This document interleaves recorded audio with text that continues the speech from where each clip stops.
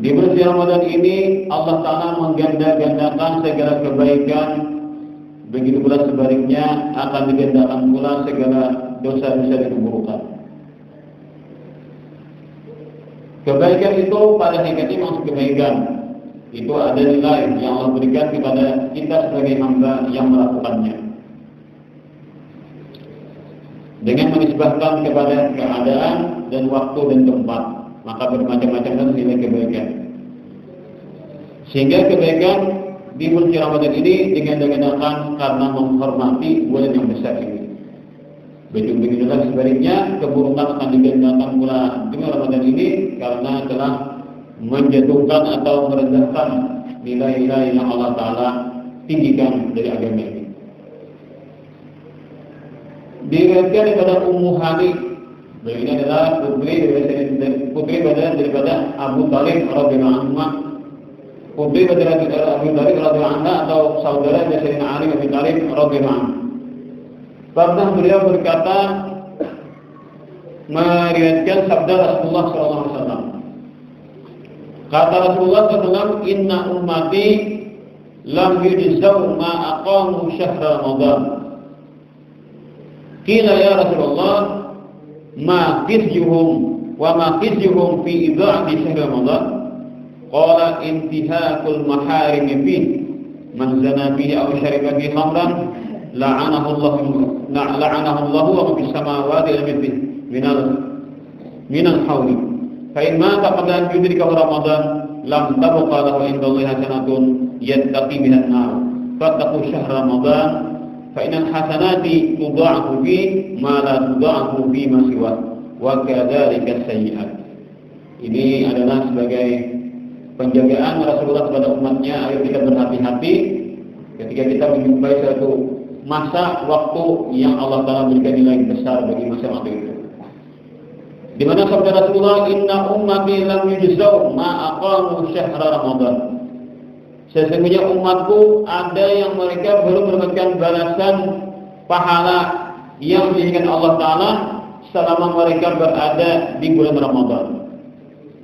Sudah berada di bulan Ramadan tetapi tidak mendapatkan nilai-nilai hebat, nilai istimewa daripada bulan Ramadan itu.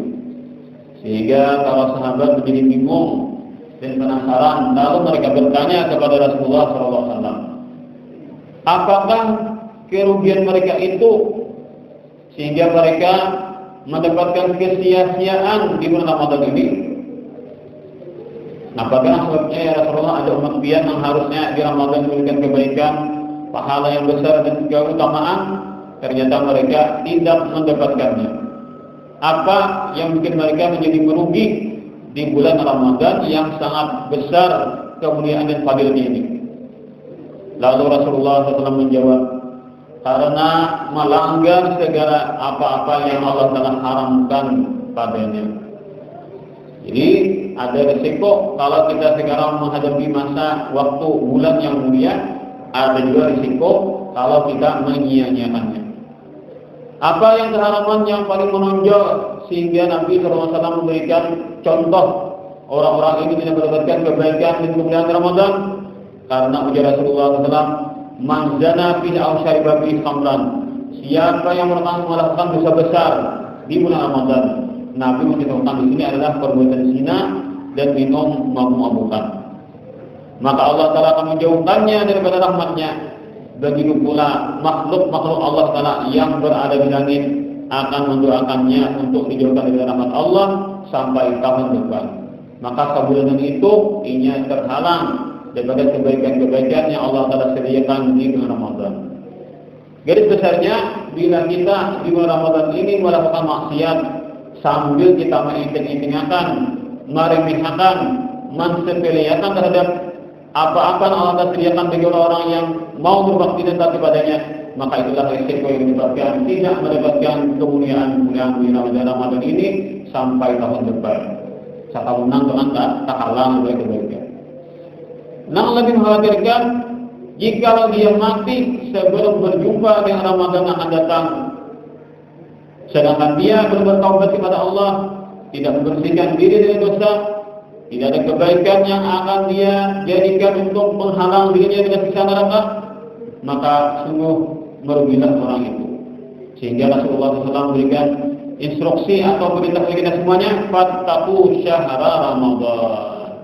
Maka waspadalah kita kepada Allah, bertakwalah kita kepada Allah di bulan Ramadan ini. Tidak ada yang kita targetkan orang yang hendak melakukan maksiat. Kalau bulan daripada Ramadan mungkin wali maksiat, tapi di Ramadan harus ingat-ingat ini bulan yang sangat istimewa.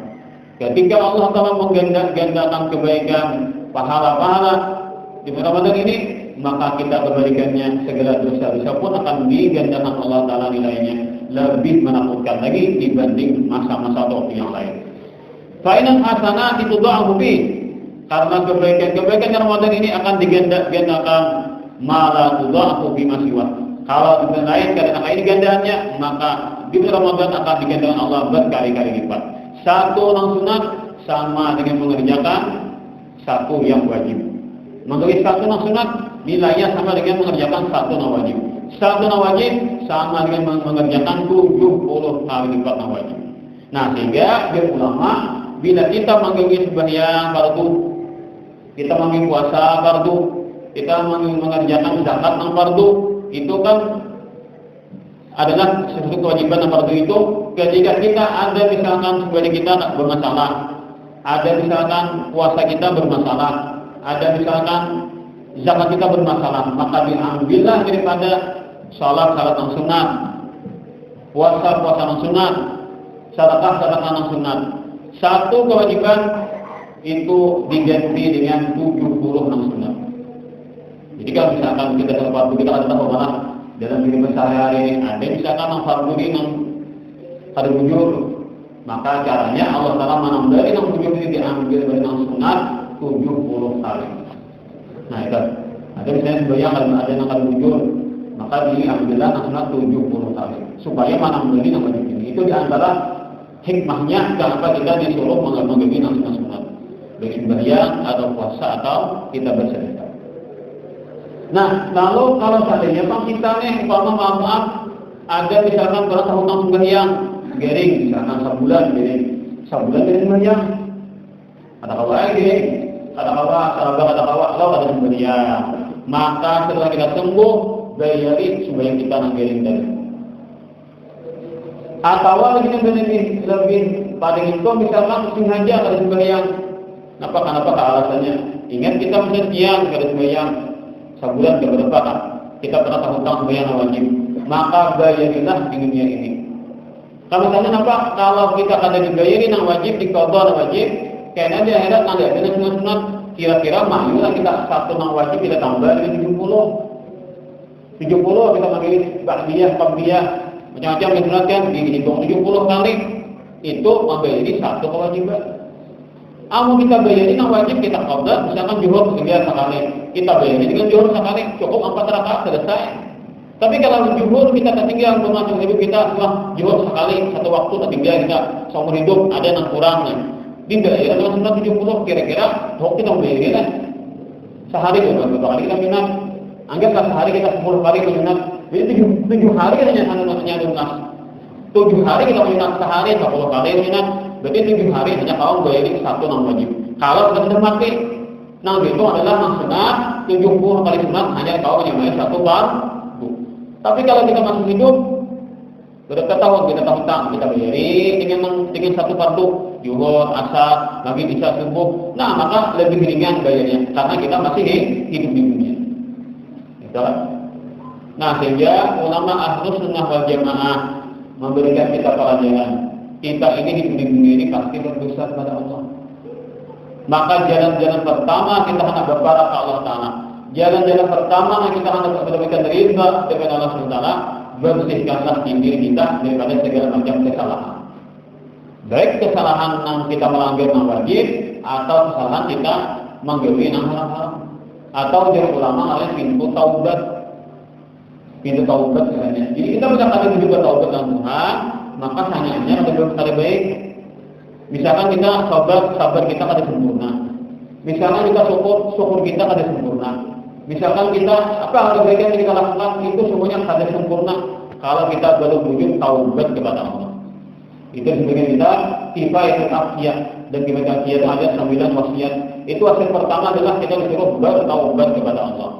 Bertaubat itu apa? Yaitu segala apa kewajiban yang Allah wajibkan kepada kita harus kita bujur beresakan. Apa kewajiban Allah wajibkan kepada kita harus kita beresakan. Di antaranya misalkan kita sembahyang waktu, ada kita pernah hutang, berapa hutang sambil waktu beresakan dulu. Aku ingat dia setahun mau hutang kan, atau berapa maka kita beri sebelum waktu itu pintu taubat kepada Allah, membujurkan segala yang wajib tunaikan. Bila terhutang bayari. Kemudian lagi misalkan kita berdoa kepada Allah, minta ampun kepada segala dosa-dosa itu. Bila ada yang disangka dengan makhluk, minta halal dengan ampunnya.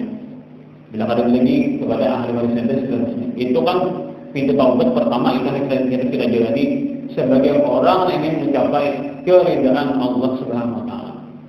Panjang lebar kata saya tentang taubat adalah, bila bujur taubat hanya kita bujur melaksanakan segala wasiat-wasiat yang sisanya tadi. Kalau demikian maka kita berniat segala apa-apa yang kita pernah tinggalkan kita kerjakan, kita bayar, kita qadha. Daripada kita mati satu kewajiban harus dibayar dengan 70 sunat. Apa sanggup kita melakukannya? Kalau kita hutang 1 juhur, bayari 1 juhur, selesai. Asalnya masih hidup. 1 asar, bayari 1 kali asar dengan mengqadha, tabayari. 1 wajib dibayar dengan 1 wajib. Tapi kalau sudah mati, 1 kewajiban harus ditambah dengan 76 sunat. Itu lapah benar caranya kalau demikian. Untung kita punya mazhab, mari kita Imam Syafi'i. Maka Imam Syafi'i bila kita tinggal sembahyang sengaja tetap dibayar dengan 1 kali fardu. Tapi kalau kita ada yang lain, ada yang saya tadi kan bila kita tinggal sembahyang sengaja, umpama jual besok, sengaja tinggalkan jual, atau ada yang ini harus dibayar dengan 76 sunat. Ini lapah benar ini kita mazhab ini kan. Untung ada kita tinggal wajib sengaja dibayar dengan 1 wajib selama kita masih hidup. Ini mazhab kita Syafi'i untung kan. Kita Imam Syafi'i radhiyallahu anhu. Kemudian puasa itu bermacam-macam. Ibnu Arabi Al-Mu'afiri beliau menekankan sebagian orang-orang yang zuhud bahwa puasa itu ada 4 tingkatan. Pertama adalah puasanya orang awam, kan makan minum dan segala hal-hal dalam puasa ditinggalkan. Ini tingkatan puasa awam. Puasa awam ini kan yang kaitan nilai itu 6 penting. Bujur, ada lagi salahnya kan. Asal bujurnya nilainya sudah masuk, kira-kira tercukupi dan selesai. Berpahala kada berpahala, itu ada bilang yang penting kada sering kurang. Jadi puasa awam ini yang penting kada sering kurang. Nang tiga itu pas lawan nang disuruh, dan selamat. Ini orang awam lagi kan yang dicari, yang penting puasa itu kada batal. Tapi kalau puasa orang khawas artinya orang-orang pilihan dari orang awam yang berdasar dipilih Allah Taala, ada yang terharap puasanya. Ada bersih puasanya itu meninggalkan segala apa yang tadi membedakan puasa, ditambah lagi ma'ajina bil muharramat min qawlin aw fi'lin. Orang itu puasa sambil menjaga diri daripada segala yang Allah haramkan, baik berupa perbuatan atau perkataan. Jika Anda mendengar sesuatu ini juga katakan, ini salah, tinggalkannya. Orang puasa tadi Anda bisa mengucapkan sesuatu ini menurut agama baiknya dan kada baik tinggalkan. Itu puasa orang yang sudah awam naik menjadi khusus. Itu kan jadi pikir terus Anda bagawi berpikir, Anda berpikir berpikir, Anda baca berujar jadi dosa, kan jadi mengucapkan. Bila bagawi sesuatu jadi dosa tinggalkannya. Ia sambil berpuasa sambil mengikuti apa yang digawi oleh anggota tubuh kita. Itu puasa orang sudah terpilih daripada orang awam dipilih Tuhan entah harap-harapnya ini. Ada nanti pada itu yaitu puasa khawas. Ikan 4 ada kita biasa kan 3 puasa awam, khawas. Ada ini katanya ini awam dulu, khawas awam hanya puasa khawas. Yaitu orang selama berpuasa dia menjaga puasa tadi daripada puasanya dihindarinya serta dia as-shamu an ghairi dzikrillah ta'ala wa ibadati. Selama puasa mulai timbul fajar sampai dengan matahari, dia berusaha agar tidak tumpah daripada Allah Ta'ala dengan melakukan bermacam-macam zikir dan ibadah kepada Allah. Jadi gerak geriknya itu selalu dipantaunya dengan zikir. Ini kita sampai ini adalah sadar tahu aja kita. Yang terakhir adalah khawas. yaitu mereka berpuasa itu tidak ada lagi yang mereka pikirkan, yang mereka pentingkan kecuali Allah Ta'ala. Ini puasanya berumuran, puasa berumuran. Pokoknya kada berjumpa Tuhan, maka mereka habis puasa ketika sudah nanti sampai hari kiamat. Jadi mulai mereka masuk di puasa ini, puasa artinya kan mereka kada melupakan Tuhan, ini selalu ingat kepada Allah. Mungkin ini puasanya para nabi-nabi dan rasul-rasul. Ada gantian sampai mati sampai di hari kiamat, selalu ingat kepada Allah Ta'ala. Nah ini nih, nang mana dikatakan Allah Ta'ala as-shaumu li wa ana ajzi bi. Puasa itu untukku, jangan diraka dan aku membalasnya. Hanya aku yang pantas untuk membalasnya. Ini jadi ulama sangat asing sekali, sangat sulit ditemukan. Mungkin hanya puasanya para nabi-nabi dan para rasul-rasul. Para hadirin wal hadirat yang dirahmati Allah Subhanahu wa taala. Rasulullah sallallahu alaihi wasallam bersabda, "Alaikum bimujalasatil ulama'i wa istima'i kalamil hukama'i, fa inna Allah Ta'ala yuhyil qalbal maita binuril hikmati kama yuhyil ardal maitata bima'il matari." Rasulullah memberikan pesan kepada kita, lazimkanlah kalian umatku untuk bersakarukan dengan orang-orang yang berilmu dan mengamalkan ilmunya. Usahakanlah kita tak ada waktu untuk duduk-duduk bersama orang-orang yang berilmu dan mengamalkan ilmunya. Kenapa? Karena dengan duduk itu akan ada ilmu yang menjaga kepada kita. Kita ini bisa alim belajar. Nang dibaca nang baca adalah kitab karangan orang wali. Nah, jadi secara kada langsung kita ini sedang dudukkan bersama orang wali. Orang wali pulang yang dipanggilkannya adalah hadis Rasulullah, maka orang wali mengundangkan kita kepada Rasulullah. Ini faedahnya kalau kita duduk di majlis taklim. Nah, dibaca kita dibaca adalah karangan orang wali yang mengukainya ilmu dari Rasulullah SAW. Sehingga kita dikontakkan dengan majlis ini, kita bersama-sama kebaikan-kebaikan kita disatukan Allah Ta'ala, keburukan-keburukan kita dihindarkan Allah Ta'ala, dijauhkan. Sehingga kebaikan itu bisa disambungkan dengan orang-orang wali dan orang wali menyambungkan kita kepada Rasulullah SAW. Kadang bukan saya kita ingin marah wali, saya kita isinya kita mau orang, atau menghina orang, atau mau ambil bisa. Kadang kalau orang wali mengarah kita berisikan dengan kejelekan, pasti yang mereka sampaikan adalah sesuatu yang berhubungan dengan kebaikan atau sumber kebaikan itu Rasulullah SAW. Nah inilah namanya kita bisa bertaubat tadi kan. Bisa kita memperbaiki diri, nanti kita kada ingat jadi ingat kembali, nanti kita misalkan lalau jadi apa, jadi ingat kembali. Nah itulah berkat kita berkumpul-kumpul untuk mendengarkan ilmu-ilmu yang dipesankan oleh para ulama-ulama dan menurut kitab-kitab mereka kita baca bersama. Wastima'i kalamil hukama, dan mendengarkan ucapan-ucapan orang-orang ahli hikmah yang mereka mempunyai ma'rifat yang tinggi dengan Allah Ta'ala, yang mereka itu tepat dalam berkata dan berbuat. Nah, jadi kata-kata orang-orang hukama, kata-kata orang-orang ahli hikmah, yang mereka itu mengatakan sesuatu agar orang kembali kepada Allah, agar orang mengingat kepada Allah. Bisa juga kita dengan membaca manaqib wali-wali. Itu kan salah satu cara juga kita untuk memanggil hati kita ingin mengikuti mereka dengan baik. Nah, bagaimana hikmahnya kita disuruh Rasulullah sebagai majelis berduka kita mendengar perkataan badan orang wali, mengatakan ucapan-ucapan orang hikmah. Nah, bagaimana hikmahnya? Nah, Rasulullah memberikan gambaran. Fa inna Allah Ta'ala yuhyil qalbal maita binuril hikmah. Karena Allah Ta'ala itu akan menghidupkan hati yang sudah mati. Hati kita ini kan bisa mati, bisa hidup. Kalau masih tanggung-tanggung aja, masih ada harapan, memang hidup kembali. Nah, kita kalau hati yang mati, ini kan nggak ada membaginya nih. Kalau hati kita masih hidup aja, anggaplah tangan baik, tangan buruk hati kita, tangan semangat, ibadah, tangan ulet. Ini kalau kita datang ambil ilmu, cepat aja sembuhnya. Ibadah dapat, ini kata ulama ini, hadis Nabi ini, ada kita terpanggil, oh bagus saja. Orang Dewi, aku meninggalkan ini karena ini kada bagus lagi, ini bagus begini. Cepat kita menyambut, cepat kita menerima. Kalau hati kita masih ada nilai hidupnya, ada. Nampak kita kalau sudah hati mati, ini hanya orang-orang tertentu yang akan hidupkan. Seperti contoh Sayyidina Syekh Abdul Qadir Al-Jilani ketika Sidin pulang masih umur 17 tahunan, tapi di kampung sudah mengaji Sidin, sudah alim. Cuma kealiman Sidin harus ditingkatkan lagi. Lalu umur 17 tahun tulak dari kampung Kazakhstan ke Baghdad Irak bersama kelompok-kelompok orang-orang pedagang. Banyak menanyakan mungkin para 100 tak. Jadi orang-orang sugih-sugih ini kan pedagang dikawal oleh para orang pemberani, pendekar-pendekar melawannya. Tapi saat itu berapa? 60 perampok para melawan. Tak banyak musuh, tak banyak perampok, tak banyak begal daripada orang-orang yang bukan polisinya kan. Lalu adanya kalah. Nah, nyarah saya berada lalu kepadanya ditakuni punya harta berapa sanggup.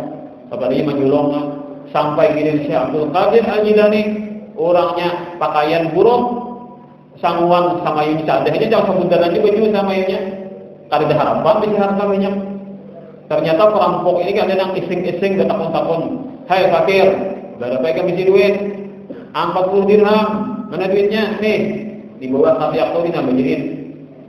Jadi ujian si perampok nang masih nang kelas bawah tadi kan, lupa aku tak kalahan. Masa orang fakir nang ini ditakuni langsung mengaku nih. Kada cuma nang orang kayak itu ditakuni harta langsung mengaku. Mana kan di sini. Lupa aku bungulinya, biar mengambil kan tuh kalah. Dijauh saya kok udah pulang sama kayak itu nampunya kan sama jawabannya. Nang berdua tadi akhirnya katamu, aku aja menangkuni orang fakir gitu. Jadi si harta ada 40 dinar, emas 40 keping. Satu kepingnya sekitar 4 gram. Ada di bawah katiaknya tuh, di bawah bajunya dan katiaknya itu. Sama aja aku dengar kayak itu juga. Kalau kita di mulutnya aja, di pakalahnya.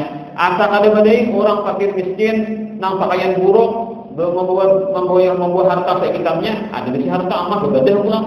Asal ada badai jujur nah itu. Kebanyakannya orang berarti boleh bila sebilang bawa harta. Akhirnya lapor lawan bos sekalian. Bilanya berdusta, bisa bos menghantamnya lagi.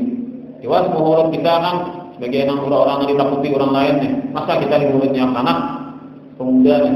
Nah, akhirnya lapor bosnya lalu maraki, namun sama aja banyak kayak itu. Lalu si bos tadi mengambil adik di rambutnya kan baju sini pas beruang nih. Rambut baju di bawah kaki yang ini pas ketahuan emas, mencurutong emas. Dibuka dasar bujur 40 dinar emas. Pas di perampok. Seumur hidup kita harus mengakui kayak ini. Orangnya fakir, miskin, pakaian bina buruk benar, mengaku bisa harta biasanya pasti kita ngaku, nang banyak harta yang ngaku, kada mengaku boleh. Ini masa orang fakir miskin kayak ini mengaku, jujurnya benar. Jangan sekali aja jujur masih penting ini tiap hari takut kayak jawabannya terus. Kalau saya ngomong misalnya ini, lah lalu kabar perampok di mana sana? Kenapa ikan ini wahai orang fakir miskin, nang kita paling pet deh bisa harta ini aja bisa kita orang kada pernah ikan boleh. Jujur terus, kenapa? Karena rahasianya dihapus kayak ini, kan benar. Dia bisa kayak ini. Antara pun ini penasaran benarnya. Oh jadi Abdul Qadir Al-Jilani, ini mulai kampung, anak pulang asli, pergi ke mama, beri anak sudah. Main pulang kawasan. Pokoknya kada buktikan lagi. Kita hanyalah bertamu ini kan pandangan terakhir di surga kita insyaallah bertamu. Itu kan artinya teman-teman cita-citanya adalah artinya Syekh Abdul Qadir Al-Jilani kayak apa berbicara kayak gitu. Mungkin itu habis. Itu orang berada itu beradanya aku berikan engkau anakku yang masjid kepada Allah Taala. Artinya kayak keadaanku ikam kada bisa lagi. Habis aku ikam sudah nampak ikam lebih ilmu baik, alim besar apa yang menguasai dari ini. Itu menjadi kisahnya. Jadi kan ketika pertemuan terakhir, ujian mamanya sebutnya pasal gua ikam hayam Abdul Qadir, jangan berdusta dimanapun tempat, kayak pun keadaan jangan berdusta. Itu aja kata mama. Nah, ketika berada merampok kisah-kisah itu.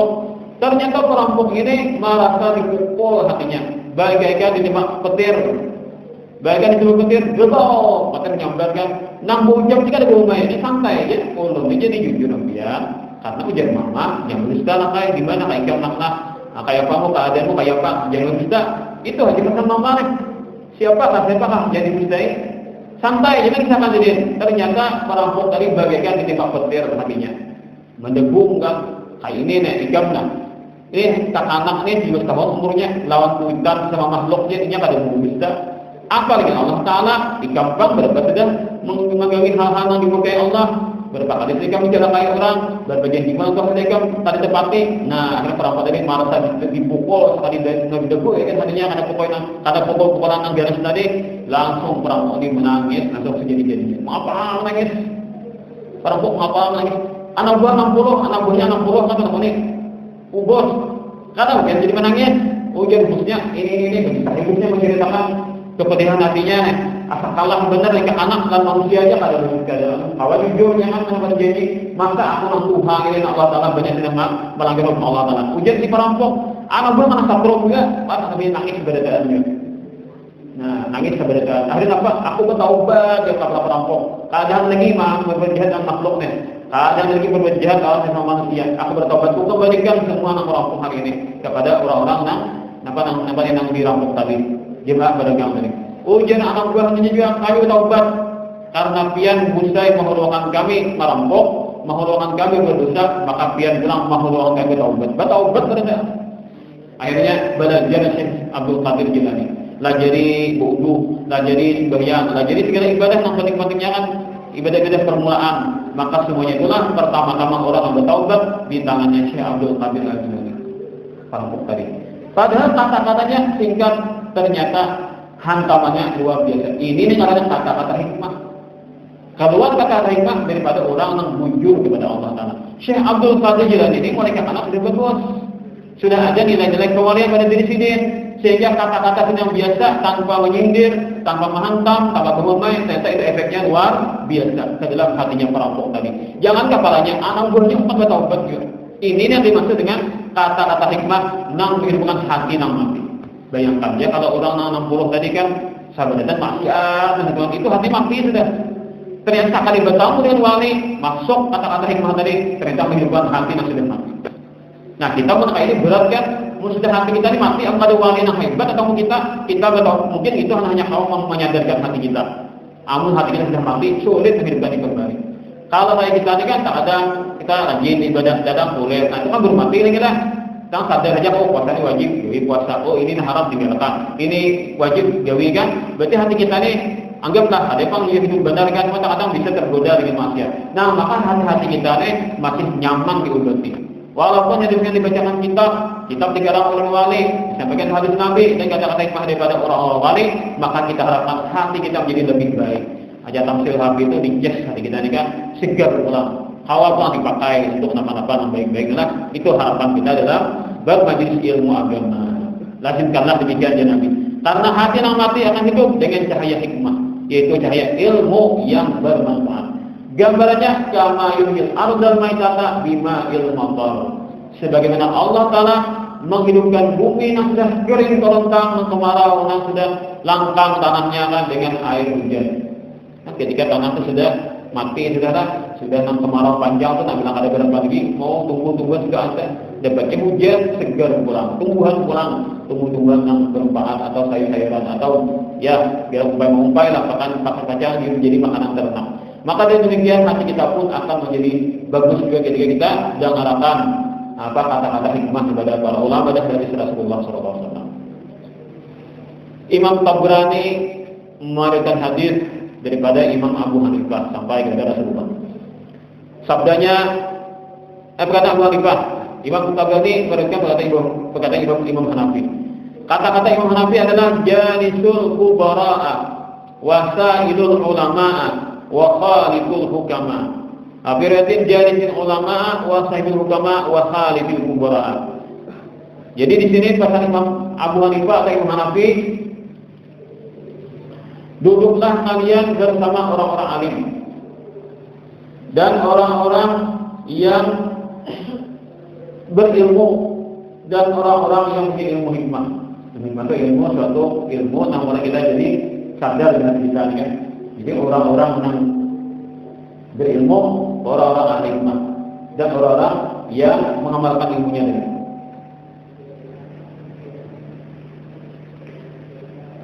Kemudian Rasulullah SAW bersabda, "Sayati zamanun ala ummati yafirruna minal ulama'i wal fuqaha." Nanti di akhir zaman, di masa-masa akan datang, ada masanya umatku ini mereka tidak mau lagi mendekat kepada orang alim dan orang-orang berilmu agama. Jadi ada masanya karena majelis ta'lim itu tutup sudah. Mungkin Ramadan ini kuliah ini kan kuliah subuh karya ada orang, kuliah subuh, kuliah pagi, kuliah asar dan lagi. Pokoknya orang-orang berilmu ini kada di Asimuran, kada di hari orang lagi. Kita ada masanya kan aja Nabi. Mereka menjauh dan menghindar daripada orang-orang alim dan orang-orang yang mengerti hukum agama. Tapi Allah Ta'ala tidak biarkan begitu saja, maka orang tua akan mendapatkan hukuman. Fayabtalihimullahu bisalati bariyatin. Maka Allah Ta'ala akan mengenakan kepada mereka suatu bala musibah. Bala itu kan suatu yang kada nyaman lah, suatu yang kada baik ditimpakan Tuhan 3 macam. 3 macam nih orang ini menjauh daripada ulama, menjauh daripada majelis ilmu, akhirnya dikenakan Allah Ta'ala 3 bala musibah. Pertama apa? Ulaha yarfa'ullahul barakata min kasbihim. Yang pertama Allah Ta'ala angkat keberkahan daripada usaha mereka. Usahanya kada berberkah. Walaupun kan bisa kita meningkat usaha lah, berhujung tahun setiap tahun menaik usaha. Tapi itu belum menjamin adanya berkah. Yang orang berkah itu kan ada kebaikan dari Allah Ta'ala dalam usaha itu. Atau kalau kita artikan yang orang berkah itu kan dapat harta, itu kita ada terjerumus pada dosa. Tambah kita berusaha, tambah berberkah, artinya tambah kita bujur menjalankan hak-hak Allah Ta'ala dan hak-hak hamba. Itulah yang diartikan dengan berkah. Jadi kalau kita misalkan Ramadan ini berdoa, ya Allah naikkan rezekiku, ya Allah naikkan usahaku. Ternyata ada mau naik-naik juga, tapi kita bahasa bagian lancar-lancar saja lah mana. Nyaman kita beribadah dengan Tuhan. Nang 5 waktu kita kada pernah tadi tinggal. Kalau lambat ya ada misalkan kita bujur tempat waktunya pas andaknya kan. Itu sebenarnya berkah kita. Walaupun usaha kita ada meningkat, walaupun rezeki kita ada meningkat, tapi masalah akhirat kita tambah baik aja. Ini katanya usaha membawa berkah. Itu yang pertama kan. Jadi kalau orang yang menjauh pada ulama, menjauh pada majelis taklim, maka keberkahannya akan diangkat Allah Ta'ala. Berarti kan orang tuh masalah ibadah macam-macam lah penghalangannya itu kan. Anak ibadah ini gara-gara tadi sibuk dengan usaha tadi. Jadi kan kita ketika mendekat kepada ulama, kita hadir majelis taklim, mendengarkan bapak ulama kan. Ada itu kan 1-2 masuk. Kalau kita kan mendengarkan jujur lah, 1 kali majelis ini kan berapa ilmu yang keluar, ini nasihat yang keluar kan. Terkadang kita mendengarai, tapi kita berkorban mungkin hilang sudah lah, atau lupa sudah. Nah karena esok ada ulama dengar, itu berlapis-lapis kan. Kita yang terlapis-lapis atau kuat, kan membenang itu lambar saja kan juga bisa pakai musawat 10 lambar. Apalagi ratusan lambar kan benang itu, maka nampaknya yang dibawanya awal ditarik. Itu tuh kita berkat kita majelis taklim ini. Jadi ilmu tadi saling mendengar kita kata menggawi loh, kayak disimpan ke belakang. Karena ada pula orang yang bayangkan pas berang kayak itu kan simpan pulang. Kalau sudah kuat-kuat benar di ilmunya kan akhirnya kita awal ditariknya. Karena ilmu itu akan memanggil kita supaya mengamalkan. Ini hikmahnya kalau kita tuh suka hadir di majelis taklim. Jadi walaupun kita lupa dulu kan juga mendengar mengiringi kan bapak. Kayaknya bila kadang-kadang ada lapis-lapis kalau punya kuat, kalau di dalam mau kita jadi baik. Ini pentingnya kita duduk di majelis taklim. Keberkahan akan kita dapatkan adalah usaha kita berkah. Nah, asalnya sedikit berkahnya, tambah kita rajin tambah banyak. Nah, bila kita full berkahnya, maka semuanya akan terarah kepada yang baik-baik tadi. Wa tsaniyatu yusallitullahu ta'ala alaihim sultanan zaliman. Allah Ta'ala kuasakan atas mereka seorang raja yang zalim. Kita kalau masalah pemimpin inilah zalim kada zalim itu mana kita memastikan pemimpin itu kada zalim sama sekali. Karena orang berpemimpin kan banyak macam urusannya. Kadang sini bujur, di sini luput kan. Di sini luput, di sini bujur. Ada aja itu kan timbal baliknya lah. Kadang kalau kita mempunyai zalim, misalnya ada aja sebaiknya, bikin ada kan. Masalahnya kalau pemimpin itu zalim habis zalim, jangankan orang nanti juga, nanti dalam dia keluar lah pemimpin kan karena zalim lagi. Kadang apa? Mereka kadang bagi kita mengumpulkan zalim beradaan.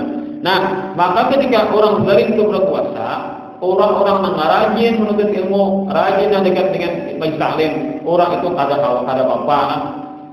Nah, nampak kejeliman dari pemerintah, pemakan ada nih, maka orang itu apa-apa aja, aman-aman saja. Tapi kalau orang yang jauh majelis ilmu tadi, ketika ada kejeliman yang dilihatnya, ini bilang sibuk benar kan, sibuk benar dikatakan kejeliman itu, terganggu dalam kejeliman itu. Gara-gara dia jauh daripada majelis taklim, majelis ilmu agama tadi.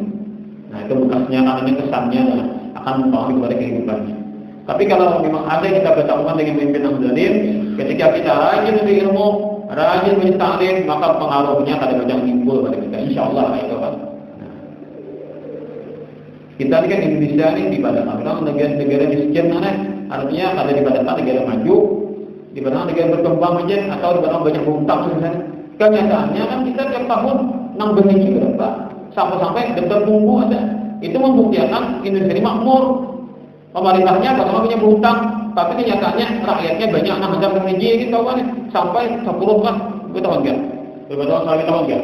Anunya nih dan apa? Napa jualan orang itu daftar tunggu deh. Itu saking banyaknya yang haji kan berapa mana tunggu itu. Jadi artinya rakyatnya kan mau makmur. Artinya kita kota itu kan jatah berhaji Indonesia ini kan banyaknya dibanding negara lain. Negara lain itu bila ada 40 pun tak kawan daftar, kita perlu masuk anak enggak daftar. Jadi Indonesia ini dinyamani orang kan masalah berhaji dan ditambah pula banyaknya yang daftar. Itu membuktikan kan kita ini makmur haji ada. Banyak aja nama makmur kan di negara kita gini. Nah, jadi masalah kayak ini kan terkadang terbagi pengaruh juga. Nah, barang-barang naik awal aja tukar namanya. Nah, macam bibitahan ini itu kan ini semuanya bagi orang yang tak tujuh hati ilmu tak ada berpengaruh. Tapi bagi orang-orang yang menjauh dari ulama dia masih terjalimi terus. Ibadahnya pemerintah jadi karena ini jauh pada ilmu sehingga dalam mensikapi segala sesuatu yang terjadi itu dia selalu menyalah-nyalahkan kepada manusia. Nah, ketiga wasalidatu yakhrujuna minad dunya bighairi iman. Orang yang jauh daripada ilmu agama, jauh daripada majlis taklim, nanti ketika wafat dia akan dicabut imannya. Na'udzubillahi min dzalik. Na'udzubillahi min dzalik. Jadi ada cerita kan Imam Al-Ghazali ketika beliau sedang di mana kalah dipanggil orang. Wahai Imam Al-Ghazali, wahai tuan guru, tuh murid pian para meninggal dunia. Tolongi panginya hendak untuk kalimat syahadat yang paling benar. Gitu kah? Ayo, ya lagi jadi bukti aja kalau orang itu. Bahang murid sidin tadi lah. Nah, ini kan ada hubungan dengan orang alim. Imam Al-Ghazali kan orang wali besar dipanggil oleh keluarga daripada yang si nang meninggal murid tadi kan minta pertolongan supaya didoakan. Lalu juga jadi manumpi ke rumah orang itu. Orang tu anak-anak sudah kan ditalkinkan kalimat syahadat kada banyak henti. Ketika Imam Al-Ghazali mendekat sudah ke rumah, dia buka lawang kamar, hanya tungkat sidin yang masuk. Tungkat Al-Ghazali masuk di ruangan itu, gedebauan langsung. Gedebau. Maka gedebaunya dia ada yang begini, hayamnya gedebaunya. Kalau bagi kencang-kencang aja cuma sudah anunya kada bagi kencang. Jadi gitu gedebau pulang penguncangan rumah. Dia sampai Ghazali masuk, diparkir sidin, iringi sidin talkin ang sidin, zikir, hawa manyuti. Iba manyuti meninggal dunia pun. Lalu betapa orang, wahai imam, wahai tuan guru, kenapa gedang nang gedebau tadi? Ujian sidin itu bukan setan-setan, pak mengganggu muridku nih. Melihat tungkatku masuk ke kamar, ke perabasana bukahan. Takutan kalau dipukul ujian sidin tungkat nih, bukahan. Ujian sidin kan tasyap melihat sidin, lawan Allah nasabalah dia. Jika pertahanan lawan aku sidin bukahannya gedebauan bukan orang hantu-hantu setan-setan yang mengganggu lawan murid kena mati tadi. Kenapa? Karena kita waktu anak mati itulah ujian yang paling berat. Ujian yang paling berat adalah ketika anak mati. Kita salah menghadapi orang yang tidak tahu. Maka disinilah amal saleh yang berfungsi kan. Bila ada amal saleh, maka itulah yang mengawal kita. Amal saleh ini bila kita ada hubungan dengan orang-orang waris, disitulah orang waris datang membantu kita. Sampai ada salawat kan, salawat itu kita baca malam Jumat deh. Bila anak mati kan Nabi menghadapi masuk kubur, Nabi menyambutnya. Itu ada salawatnya kan. Tiap malam Jumat dibaca. Itu ulama itu kan memberikan amalan itu macam-macam. Tapi harus lazim bagi amalan diamalkan. Artinya kan ketika anak mati itu macam-macam kita. Bila kita kada kuat masalah ibadah dengan Tuhan, maka kita khawatir itulah saatnya hantu atau setan ini menggoda sehingga melepaskan iman kita. Bila kita bagus dalam beribadah kan bagus hubungan dengan orang-orang wali, orang-orang alim, maka disinilah kita harapkan syafaat dari Allah SWT memberikan pertolongan tadi melewat mereka misalkan. Nah, inilah yang dapat disampaikan. Semoga ada wafatnya dikumpul di masa berataan. Semoga kita semuanya selamat di akhirat dan kita semuanya dikasih ilmu dan amal saleh terimanya dan nanti dari kiamat kita memberikan syafaatnya Rasulullah SAW mendapatkan surganya Allah Taala dengan semudah-mudahnya ala dunia wa kulli ma nawi salafus saleh wa ila hadratin nabi wa alihi wa sallam syekh bilawul fatihah.